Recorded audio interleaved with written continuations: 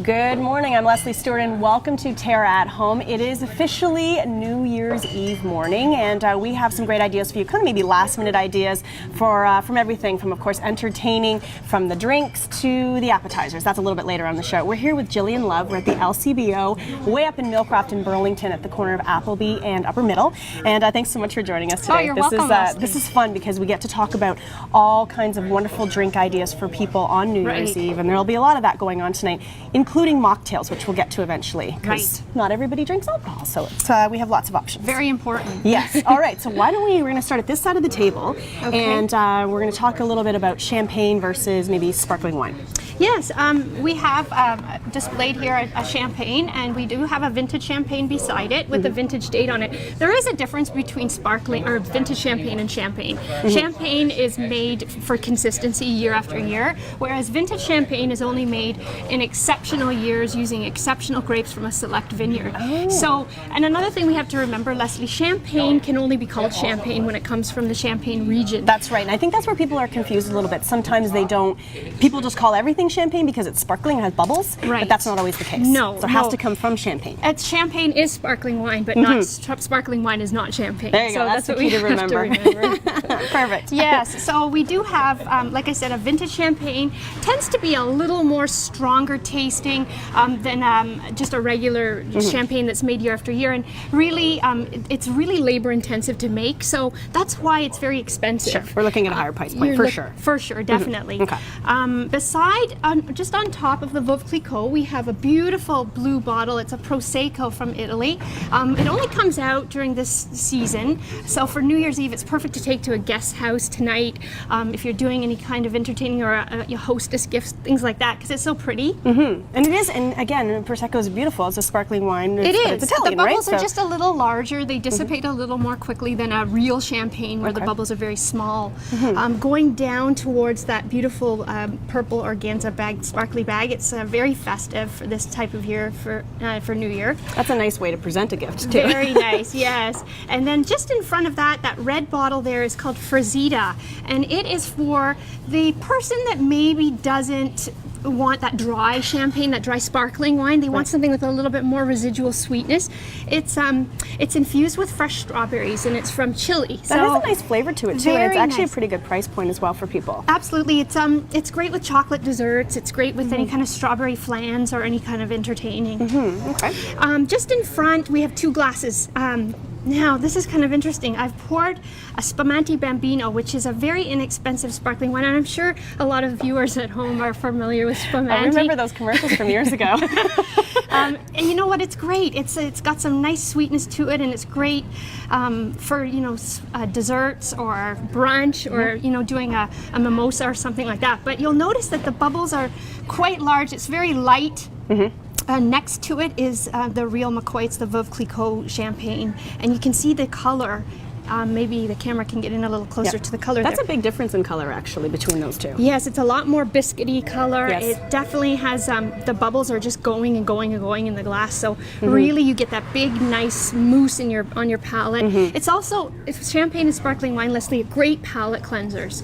That's right. And if you're not sure what to serve as a drink with dinner or with any kind of appetizers, sparkling wine, you'll never go wrong, because it just cleans everything off. It is. Your That's the thing. It's a great thing to start the evening with, but also you can finish off the evening with it. So, or go throughout your dinner with it. It works out well. For sure. All right, very good. Okay, now moving on. Yes, now moving on, we're going to talk about cocktails, and I'm sure this evening there'll be a lot of cocktails going on in people's homes. Well, it's funny because you can just be so creative right now, and you guys have had an opportunity to really present some great ideas to people now, and we might as well just go full bore with it. The drink right up front there, the orange, it's fun. Look at this. This is so cute. We called this a Smartini because it tastes just like an orange Smartie. So much sweet? fun. It's sweet, but it's got a little bit of that bitterness that an orange Smartie has, you know? Okay. So we've rimmed the glass with an orange chocolate, and you can also rim this with dark chocolate if you wanted to. Just do that ahead of time, throw them in your fridge, and when your guests arrive, you can just and that's make the thing, them you don't up. have to worry about doing that. You can pretty much prep the whole thing and you're good to go. I love it. And you can garnish with the Terry's chocolate orange. We picked that up.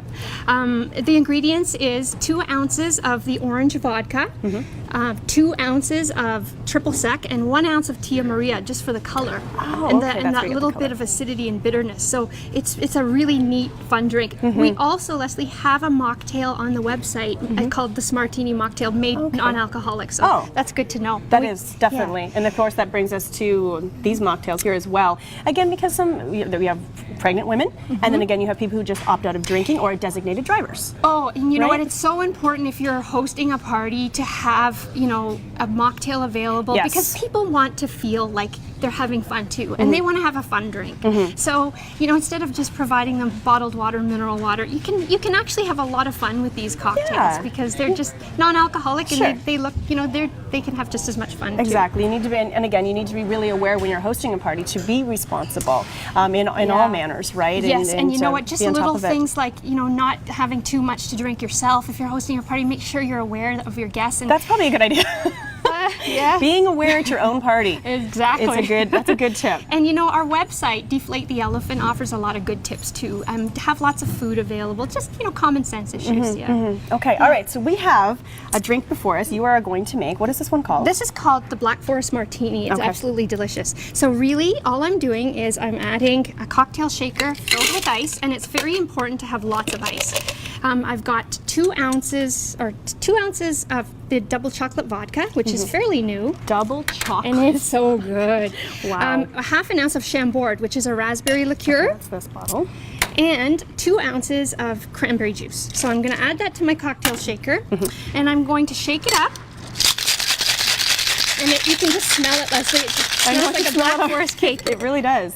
Well, that's the idea. I mean, when you're putting cherries with dark chocolate, you're really actually, that's just a perfect combination. And so we've rimmed our glass and we've garnished with frozen cranberries, and it's so delicious. And that's very festive again. And, very festive. And I mean, again, doing the glasses ahead of time. So this is always, and sometimes people they'll just do one big toast of one fancy drink. I know sometimes I'll do that with my friends. We'll just have one big fancy drink. And then you can move on to the other options. That's right. And it's kind of a fun way to do it. It's so fun, and it's so delicious and very refreshing. Lots of flavor here. Lots of options. So that's the good thing about going onto your website, is that there are lots of drink ideas. Lots of ideas, tons of ideas. And so, and it's especially this time of year when you're looking for something a little different, you want to be a little more unique than your neighbor. Sure. You know? And of course, I mean, this being the day, it's last minute, it's obviously going to be very, very busy in the LCBO stores. But really, I mean, we're talking getting out there, getting some ideas from the website, getting in the store, and doing what you have to do.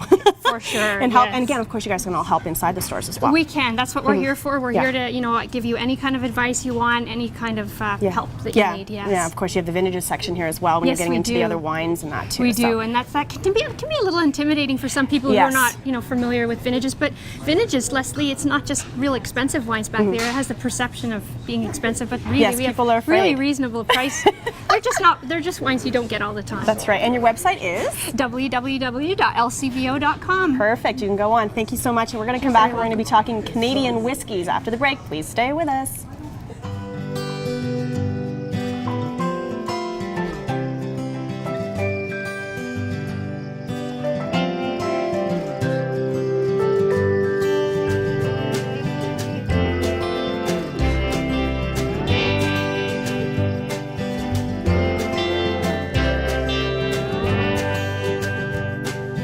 Come and explore the new Terra, where color lives. AM 900 CHML is giving you more news when you want it most. Non-stop news weekday mornings 5 till 9, weekday afternoons 3 to 6, with weather and traffic on the 9s. Hear about it first from AM 900 CHML, Hamilton's news talk leader.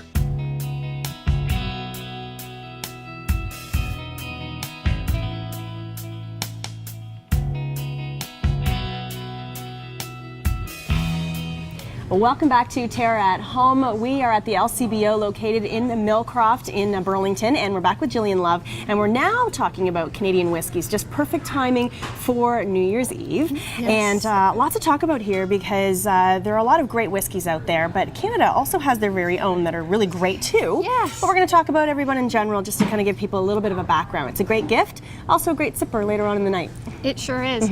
Canadian whiskey is a little bit lighter than Scotch whiskey, Leslie, and it's a bit smoother than bourbon. So, you know, out of all the 4 types of whiskeys, you have Scotch whiskey, you have Canadian whiskey, you have Japanese whiskey, and you have Irish whiskey. Canadian whiskey, the laws of Canadian whiskey are they have to be aged in oak for a minimum of 3 years, and the grains have to be grown here in Canada. Now we have all different kinds of Canadian whiskeys, and we're starting to see whiskey makers making whiskeys that are aged in different forms of oak. So we see port barrels, we see bourbon barrels, we see sherry barrels, and they all have a different flavor profile. So that's definitely going to change the flavor immediately as soon as you change the aging process. Yes, it will, for sure. So we have our traditional Canadian club right in front of you. This is the great big Texas Mickey. That the average man would buy. That's right, the average man for the stag. So it's right here in Windsor, made in Hiram Walker, and it is 150 years old. Today, it's probably the most worldwide whiskey. I would think so. It's pretty classic, the most isn't successful. it? Wow, 150 years old. That's amazing. Yes, and so beside it, we have 40 Creek, which is right in our own backyard down in the Grimsby area, and that's a delicious whiskey made by whiskey maker John Hull, and he's very, very passionate about making sure that the multi-grains that he uses in his whiskey are very interesting and flavorful. That's the thing. He's doing very well with this, isn't he? He's really come a long way, and there are a lot of different flavor profiles because of that. Again, different price points for people. You can get pretty high now with some of the ones that he's producing. You can pay a lot of money for a bottle of whiskey, or you can get something very, very reasonable. He is now lately experimenting with oak again and doing different forms of oak aging, which is great to see. Sure. Crown Royal Black is aged in charred oak, Leslie, so it's going to be a bit stronger, a little bit more pungent. You're going to have more of that dark, heavier taste profile. We also have little minis that you can come in and do pick up little minis. And you know what? If you're not a whiskey drinker and you think that it has the perception of being a man's drink, or and there's a lot of women out there that are becoming more and more whiskey drinkers, and you can have them in a cocktail with some fruit juice or some cranberry. Absolutely. Yep. Can we talk about this, because this is the coolest? I mean, I have never seen anything. I've seen some interesting bottles, but this is of course so ultra Canadian by putting it in a skate. That is so fun, and it is so Canadian. It's perfect for the hockey fan, for sure. It really is. And as we go deep into hockey season here. It's the first year we've had that, and it's just been flying off the shelves. What a great gift. A really great gift. So that's pure Canadian whiskey. Okay. Let's move on to this one. Yeah, that's the white owl, and they named it white owl after the Canadian white owl. And the reason why it's white, it's the color of a vodka, but the flavor of a whiskey, and so that could throw people off a little bit. It can, because they think they're picking up a bottle of vodka. Sure. But what happens is they triple distill and charcoal filter, so they take all the color out of it, but it still has the flavor profile. Oh wow! So is it a heavy flavor, or is it light? It's a very light, very nice citrus fruit, really great drink for mixing. Yeah, that sounds like it would be a good mixer drink. Cocktail. Okay. Yes. All right. And moving over, we have rye, and I just wanted to touch on rye versus Canadian whiskey. A long time ago, we used to make whiskey with rye, so that's why Canadians call it rye. Yeah, that's right. You hear people of that crossover, that right? still call it rye. Yes, they do. But in fact, now they're turning towards more multi-grain, like wheat, corn, and grains like that. Perfect. And we should do a little ode to the Hamilton Tiger Cats here, of course. For you, Leslie. Because of course we know that again, Wiser's has been very much influential in partnership up with the CFL, and they put a little package together this year with two Tie Cat glasses and a Wiser's whiskey. How nice is that? That's pretty good. The Tie Cats made it to the finals. Come on, that's pretty good. Not quite there, but almost. All right, so you're going to make a drink for us. Yes. And again, some people don't know how to mix this stuff, so this gives us a bit of an idea. Well, the whole thing is, Leslie, just have ice, lots of clean ice. Don't use stale ice that's been in your fridge for a long time. Because you actually taste that in the drink immediately. And it makes a big difference if you have too little or too much ice. It really does. So this is a new Spice Box Canadian whiskey, which is full of lots of lovely spice flavors, like you've got nutmeg and cinnamon and clove. So it's really, really nice. And what I've done is I'm just going to mix 2 ounces of the Spice Box whiskey. Oops. I've got a ½ ounce of Goldschlager, which is a cinnamon schnapps sort of liqueur. Yes. It actually has 24-karat gold flakes in it, That's right. too. It has that floating around in the bottle. And then I've got some apple cider, so I'm going to mix that into my glass. Okay. It's like a snow globe. And I'm just going to mix it up. Okay. And just shake it so that we get all that nice cold ice all over the drink. And then we're going to strain it into a nice tall glass and garnish with a Macintosh apple wedge. And it's a lovely drink for somebody who likes that tart taste and that nice raisin and of Canadian whiskey. They like that nice. Get a little spice. flavor. And again, with a drink like this, as you were saying, you don't want to let it water down, right? Because it really does affect the flavor. It does. So you want to pour it and serve it. Pour and serve. Now you can also make up a pitcher or chill it ahead of time and then just throw it into a shaker. Okay, that's a good idea. And then you have because some people make their drinks ahead of time and put the ice, everything in the fridge, and then it just turns into really kind of nothing. Yeah, right? it's really important to have everything very fresh and ready to go and chilled down. The colder, the better. Okay, so give me some tips here now. If someone was going to buy their first bottle of whiskey and wanted to give it a try, what one of all of these would you suggest? Well, I certainly would say Canadian whiskey, Leslie, is one of the best whiskeys to start with because it's so light. It's very smooth. Okay. It's got some nice sweetness to it, but it also has that nice flavor, and you get a little bit of a burn on the palate, but then you salivate again. So you know, it's a really smooth, lovely drink to start with. Crown Royal's a little bit sweeter in flavor profile, whereas Canadian Club tends to have a little more of that tart, the flavor profile. So it depends on what you like. All of it's good. The 40 Creek I really recommend because it's right here in Grimsby and it's a fantastic whiskey for the price. Yes. It's really, really good value. So, I mean, and we've been selling so much of it and it's just so, the quality level is so good. So rather than jumping into a really like big, strong Irish whiskey, then you or a Scotch. Or a Scotch, which again, iodine. some people put a little bit of water in Scotch too, or a little bit of ice. And you can too, do that right? with whiskey And you can do that as well? You can have it on the rocks, you can have it neat, or you can have it, of course, in a cocktail. Okay, that's good to know because some people aren't sure.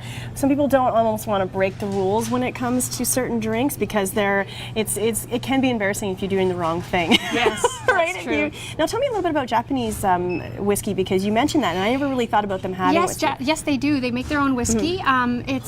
We do have a few Japanese whiskeys on the shelf. Okay, yes, wow. and it's a little bit lighter style. They can be a little bit lighter style, but very smooth and really interesting too. We only have a few of them though. Yeah, they're just starting but to it's come. something to come in. All right. More of the Japanese tend to drink the Canadian Club. Well, I've noticed that because I was actually over there and I noticed they all tend to, they go for some of our stuff. It's go internationally. Figure. There you go. We have to be so proud of our whiskey. Yeah, absolutely, and we are. Gillian, thank you so much for all the You're very information. welcome. And again, we're at the Millcroft store, but you can find us at any of the LCBOs, lcbo.com for more information and more Terra at Home right after this quick break. Please stay with us.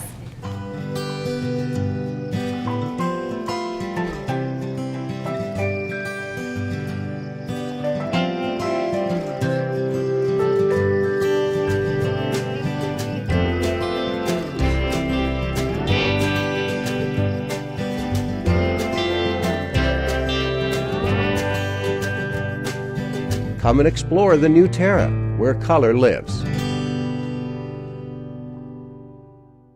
AM 900 CHML is giving you more news when you want it most. Non-stop news weekday mornings 5 till 9, weekday afternoons 3 to 6, with weather and traffic on the 9s. Hear about it first from AM 900 CHML, Hamilton's news talk leader.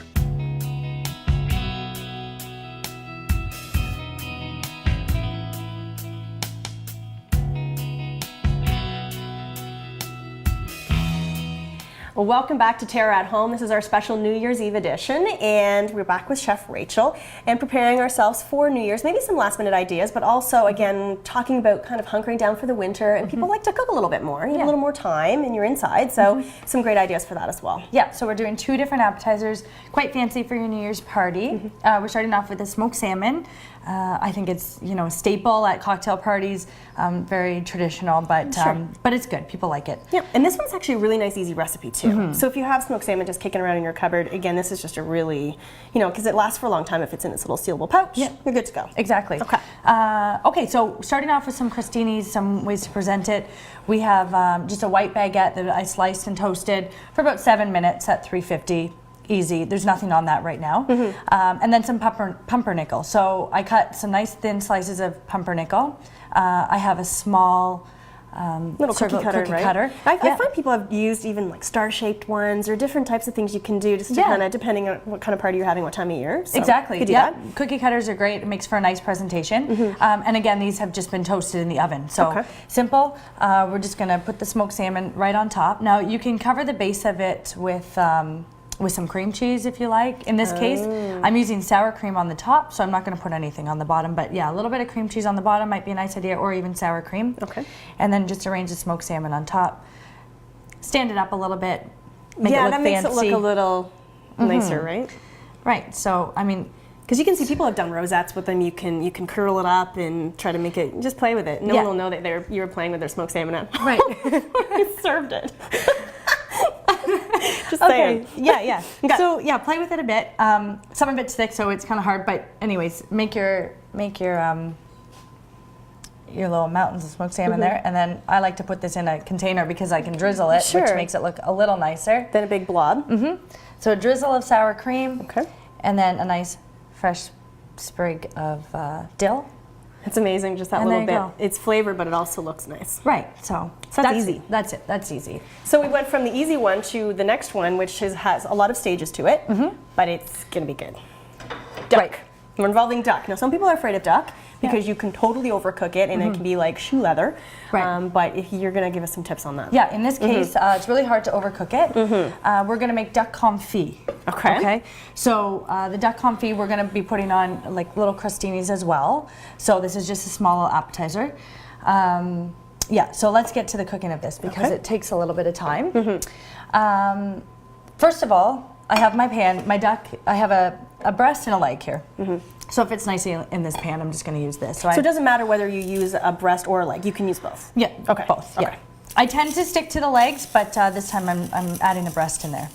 So we want to cover the bottom of our pan with some salt. Now this is looking like a lot of salt, but you need to Yeah. flavor the meat. Right, exactly. So you want a lot of salt here. We're going to end up washing it off anyways. Okay. I have some juniper berries. I'm just going to put all of this stuff on the bottom, put the duck on top, and then put more on the top, just so the whole, everything gets a little bit of flavor to it. Okay. Star anise, and we have some cinnamon sticks, and then I've also cut up some orange.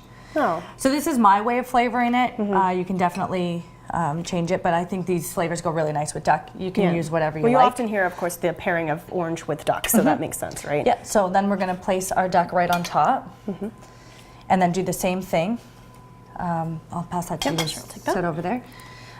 Do the same thing on top, okay? So this is kind of the first stage of it, and you want to put it in the fridge for about a day, Wow. Okay. 24 hours. Okay. At So least. those flavors will somehow infuse the meat, even though it's just sitting. Even the orange, it'll pick up all of that. Yeah, it will. Very Okay. subtly, the orange and the other flavors. You will get the salt flavor, But more the salt coming than out. anything. Okay. But yeah, so this looks nice. I like this stage because I think it looks pretty. It does, yeah. With all the Now, do you cover it up with a wrap, like plastic wrap? yeah, a Okay. little bit of plastic wrap, and then in the fridge For a day. And so you can kind of forget about it. Okay. Okay. Very so, good. So that's the first stage. So that's it. Okay. Nice. Okay. Ready? So when Got it that comes out of the fridge after 24 hours, at least I would say, then we have our pan that's going to go in the oven, and in here is duck fat. That is duck fat. That's a pool of duck fat. It is. It is. This is a couple cups of duck fat. And you can now, duck fat's somehow gotten really popular now, so you can actually buy a tub of it, like you would buy lard or margarine or whatever. Exactly. Butter. So, Exactly. It's not extremely easy to find. Yeah. I usually go to specialty shops to get it. Sure. But yeah, so you want to melt the duck fat in the oven for a couple minutes so it's all melted, because obviously when you get it, it's going to be solid. Solid. Mm-hmm. The duck that comes out that wants to look like that, we want to wash it completely. Okay. So wash everything off of it, all the salt off, dry it nicely, and then So it it's goes back in like here. that. Okay. Yeah, so if you could pass me the tongs again. Yeah. And I won't dirty up my hands. We'll put this right in. So hopefully this is enough here, but you want it to be submerged. Okay. Okay, so we might have to add a little bit more, Wow. but basically, This is hibernation food. right. This is what bears eat before they lay down for the winter. Okay, so that's exactly, you want it to be covered so that just Okay. fits perfectly. And this is going to go in the oven at about 325, so a lower temperature, anywhere from 2 to 3 hours. Okay. Okay. So again, slow cooking is going to help the meat stay tender rather than fast and cooking it so it's really dry. Exactly. So hard to it'll chew. be quite tender when it comes out. The salt also helps in that stage as well. Okay. So when that comes out, we'll shred it up and we'll put it on our crostinis. Okay, and we'll talk about some other ways that you can present it. We're also going to put a sauce on top. Ooh. Okay. Very good. So we'll get that started. Okay. If I can turn this on. I haven't used this yet. So again, I mean, this is a little bit more of an appetizer that takes a little bit more time, but some people really like, people who love to cook will invest all the time they can into something. And again, once you've done it a few times, you get the hang of it and you can find the shortcuts, right? Yeah. I find this is something that not a lot of people probably do every day, right? So it's nice to you know, to do something a little different for your guests, and it's a little fancier. Sure. So we're gonna start this sauce here. Okay. We have some cranberries, about a half cup of fresh orange juice, some sugar and water, and we're gonna put it all together in a saucepan and just let it simmer until it kind of breaks down and gets more of a sauce. Almost like a bit of a cranberry sauce, A sauce nice orange consistency. flavoring, and that'll be great with that. So we'll get that simmering. Okay, let's put that all in there. The sugar will help to break that down, okay? Oh, that's right, okay. So again, using frozen ones, let them thaw, and away you go, and you can cook all of this. Yeah, if you can get fresh, that would be great too. Okay. It works just the same. So we'll put everything in there. Now, and do you let that use a bit of cook the down. zest from the orange as well? We'll put zest on after. At the end. Yeah. Okay, so what we're going to do is we're going to take a quick break. We'll continue to move the sauce along, and we'll come back and we'll plate them and show you how pretty they will look for your New Year's or perhaps deeper into the new year. We'll be right back.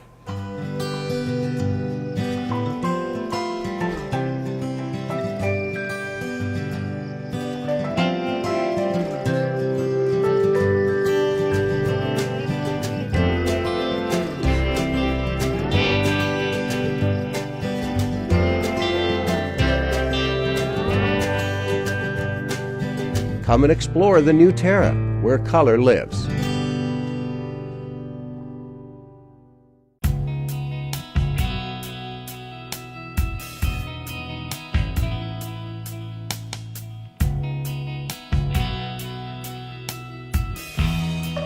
Welcome back to Terra at Home, our New Year's Eve edition, and we're at Stir Kitchen Store in Burlington and Brant Street, and so we're using their kitchen today. And we're going to actually just wrap up this appetizer that we've been working on here, the duck confit, because it takes a few steps. So let's talk about where we're at now. Okay, so we've taken the duck out of the oven. So it was in there for about 2.5 hours. You can tell when it's ready when it starts to kind of pull away from the bone when you're looking at the legs.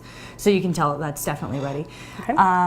And then I take the skin off and I shred it up into little pieces. Okay, so skin off, you don't need all that in there. You want to just have the nice meat all kind of shredded up. Right, okay. Exactly.